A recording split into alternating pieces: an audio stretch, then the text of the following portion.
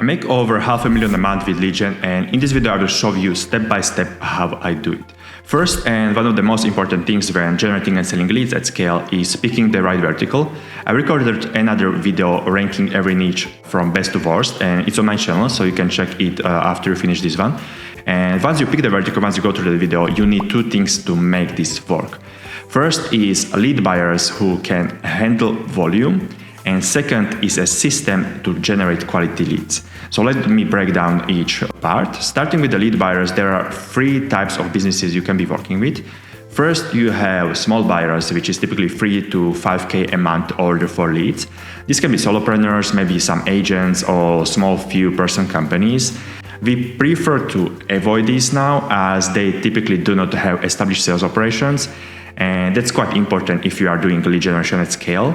And also, if you want to hit like 200K or 250K a month in profit, you will have to have a bunch of these and really good automated purchase process for leads that's hands-off. So what we did, built a custom lead exchange product, which cost me around 110K and took around 6 months. I wouldn't recommend doing so. But how it works, these buyers can set criteria and order leads automatically and pay themselves without my involvement. But I would still not focus on this segment of buyers. The next segment is mid-sized lead buyers, which I really like, and here's why. These companies typically are doing $3 million plus in revenue, have some foundations and good sales process, and need just scale up with qualified leads. These deals are typically worth between $5,000 to $25,000 per month, which you can charge.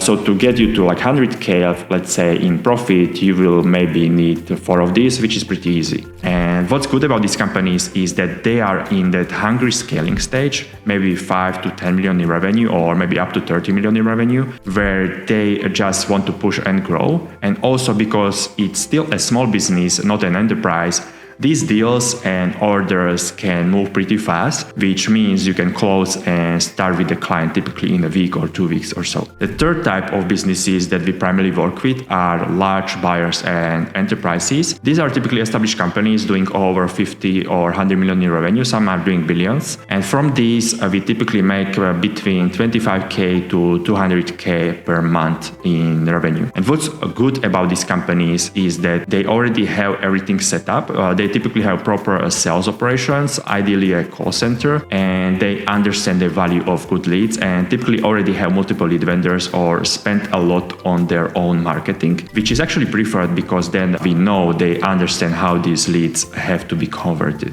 And these deals can take a little longer to close, typically around 4 weeks or so, because of some compliance and legal requirements you have to go through. But once you close those, it's typically a long-term partnership. So our average partnership is around 22 to 24 months now, and meaning clients order every single month for this period of time. So to sum up this section, you want to firstly pick the right vertical, which you can check in another video that I recorded on my channel, and where these companies exist, and then focus on either mid-size or large buyers with established sales operations. What most people use when generating leads is the native instant form on Facebook, Instagram, or TikTok, and then forward the lead to the client, which is obviously not ideal, as if you think from a perspective that if it was your business, what would you implement to convert more leads? You would probably have some pre-call automation, maybe some AI qualification, maybe some reps or setters or anything that will increase the actual lead quality. As the truth is, if you are sourcing leads from Facebook or TikTok or Instagram or any of these social platforms, people typically have no intent to buy that product. So you are basically have to take them through different stages of awareness, unless it's like a retargeting campaign or something, right? But it's like more for like e-commerce stuff, not as for lead gen, right? So we typically use like a couple of other funnels where you can qualify the lead even from these traffic sources little bit better. We use only lead forms when the buyer is too local or the product is like very local and there is not that much people that actually can buy that product. In that case, we will use lead form, but we will use like with this OTP verification that Facebook implemented just recently, right? Then there are a couple of other funnels that I like to use. For example, a quiz funnel, which we use probably the most. In short, you have a quiz that qualifies people, routes them to different buyers based on the answers, or fully disqualifies them. The full disqualification doesn't really happen as much. What we are trying to do to maximize the revenue per each click or per each visitor, we if the person is not qualified for the specific product, for the main product that we are generating the leads for, we try to route them to a different buyer that have either different vertical, different product, or they can accept this like lower quality lead. Or you can forward it to maybe some network or some lead aggregator. They buy their lead for cheaper, but you want to like sell every lead. You want to maximize the revenue per visitor, right? Also, what we use like with this quiz funnel is we typically have condition logic that we feed pixel back with only the best quality prospects. So what that means, like if the person is qualified, it goes to like different route which fires the lead even on the pixel, and therefore the ad platform optimizes for more of those people down the road. Then there is also some pre-call nurturing we have and post-lead submission multi-channel sequence to increase conversion rates. I talk about like more in depth into how this works in the lead quality video, so you can check this out. Or if you want more details on exactly what we do, you can join our private group. The link will be in descriptions. Then we use an appointment funnel where we also book calls. This is more towards verticals where there needs to be like some Zoom meeting or Google Meet meeting, not like the phone call. Right? Like we don't really run those verticals as much, but we use that funnel. And also we have a VSL funnel, which also can book calls or just generate a lead, depending on the verticals where we generate these leads for. So VSL is typically a higher intent lead if done right. You obviously have to have like some copywriting skills to write a really good sales letter and record a video on it, or maybe like do like animated video with like voiceover or something. Then another funnels in some verticals, maybe you need to generate inbound calls. Like there are some verticals like mainly in the US, maybe like debt related ACA or health insurance or these kind of verticals. They are primarily driven by inbound calls. So we have funnel for that, or maybe home services, but we don't push calls as much. We do primary leads and the other stuff. But the best performing funnel for leads and what we do is the funnel where you implement BDRs, which is a business development rep, to call the leads within 2 minutes and call multiple times, and then transfers to someone who is an advisor who actually sells the thing the company is selling. The ideal scenario is if the company already has this structure themselves, but if not, I wouldn't start here with this funnel as it's a little hard to implement. You will maybe need some like external team or something like that, right? But at scale, you might want to have your own team doing this and selling just higher intent leads or signed clients, for example, because you can sell those for like 10 to 20 times more what you would sell a normal lead for. To give you an example from like personal injury vertical, typically the lead price in the vertical is like $250 to $350. But if you can sell signed retainer, which basically lawyers call like case, you can sell it between like 1.5K to 2.5K per this signed retainer. So it's like way higher. And most of the companies that are successful in personal injury vertical are selling retainers rather than leads. And another thing that you can implement because of the AI things, there's a lot of these software companies that are like these AI SDRs, which are becoming better and better every month. So that you will likely be able to replace humans or just do like full qualification with AI over text, which is not ideal. There will be a lot of drop off, but there are a lot of options that can be implemented. Now that you understand what type of buyers you want to work with, let's talk about the second part, which is building a system to generate quality leads. And the word quality is actually very important here, as a lot of marketers can generate leads easily, but in 80% of the cases, they are low quality. And if that's you, I talk about solving lead quality in my previous video on my channel. So that's another one you can watch after this. So let's talk about how to generate the leads. I have a couple of examples of funnel that I will be showing you, but the actual funnel that you will use depends on your vertical and also how you price your leads.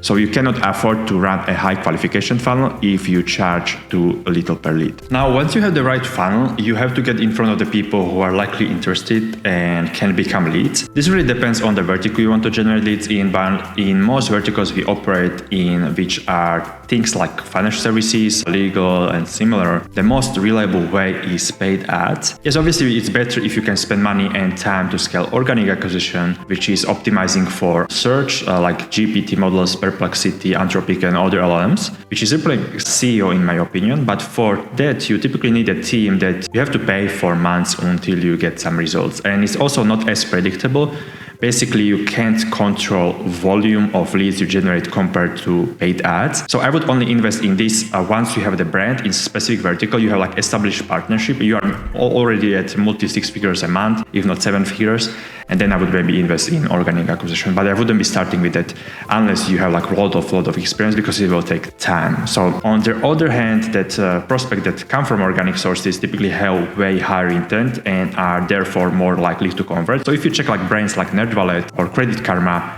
or Forbes Advisor and Money Supermarket, all of these brands have like a lot of organic acquisition. Obviously they invest a lot in marketing as well, but they have typically the highest quality prospects because they have like these large brands, and all of these are like multi 9-figure companies or billion-dollar companies. So eventually you invest into organic, but typically we start with the paid ads. So let's say you do paid ads, which the majority of people do as the primary traffic source. The number one thing that will decide if you will be successful is how good you or your team are at creating actual creatives. What I mean by that is the images and videos for your ads. As with the actual creative, you can call out and target the people you want, and then feed the pixel back with the right data and just run on broad audiences and scale from there. And also what you can actually do is you can control actually lead quality as well with just your creatives by calling specific people and calling or disqualifying the other ones, right? So it has like effect on that as well. And if you want to see how we create ads or some of the ads that we run,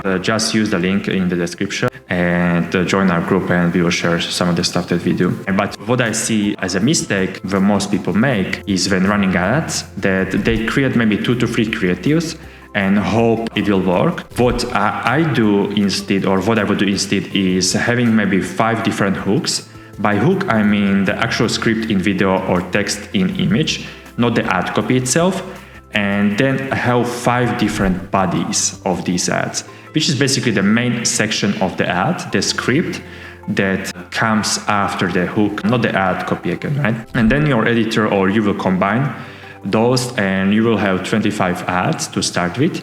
And if you want to be even fancier, what actually works really well for us right now is using different voice actors. So for example, you can use very quiet voice, like somebody whispering, or some other weird voice that people pay attention and click on your ad. And this really, especially the whispering voice, works really well for us. And if you have maybe like 3 different voice actors like this, or different voices, like if you use like 11 Labs or something, if you combine everything together and you multiply 25 times 3, you will have like 75 ads. So that's quite a lot of ads. So likely some of those will work, right?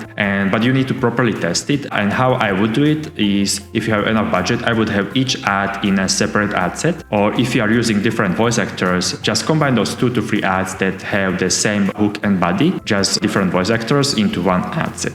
So you might have 2 to 3 ads per ad set when testing this, and then you run it. And typically in lead gen, if something is not working after the first day, it's very unlikely it will start working later. So I would just kill the ads that do not work and scale the ads that are working, and grouping them into another scaling campaigns, and then just repeating the whole process, right? You scale like with broad audiences, just feeding the pixel with the right people, and it's pretty straightforward. From there, you can just repeat the whole thing and testing phase and everything.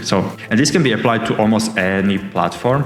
Maybe exception is Google search, which is where the majority of success is actually keyword targeting and how you structure the campaign, which we can talk about in another video. Now, let me wrap this up with one last thing that's important for scaling lead gen, which is you need to know and be tracking everything properly. So you need to know exactly which ads bring quality leads. Then you need to know what's your exact profit per lead on a daily basis, not on a monthly or weekly, on a daily basis. You need to see like the number of leads you generate, like what's the profit, what's the metrics. And if you can track it, how many leads actually convert for your client and attributing it back to ad platforms. This is a little bit harder to track because typically the clients you work with, you don't have access to their CRM and data. But if it's possible for you, that's like a high leverage thing that you can do, and it helps a lot because that's how you can scale and keep partners for years. So if you watched this till now and it was helpful, let me know in the comments. And if you want to be part of our private group where we scale lead generation businesses to platforms that are sellable and can generate 9 figures in revenue, you can go to insider.group and apply there. See you in the next video.